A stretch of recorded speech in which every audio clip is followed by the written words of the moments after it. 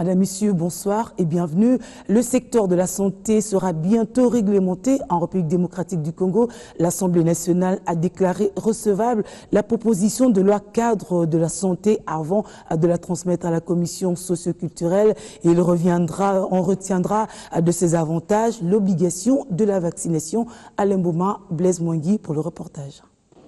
Hémicycle du Palais du Peuple ce lundi à la Chambre basse du Parlement. Le bureau est quasi complet et les élus présents.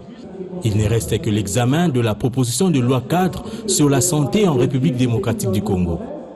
Les auteurs de ce texte, 2 députés nationaux, Grégoire Lusenge, César et Dumba Dumba, veulent doter la République démocratique du Congo d'une réglementation du secteur de la santé.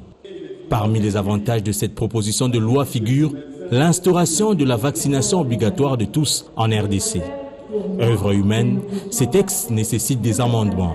Cette loi cadre vient trouver une sorte de dispositif existant qui est essentiellement nourri par les partenaires étrangers.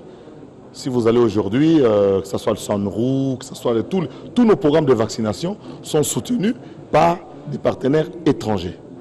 Cette loi cadre risque, si nous l'adoptons dans l'état actuel, de déranger les partenaires qui sont déjà suffisamment avancés et qui sont partout dans notre pays.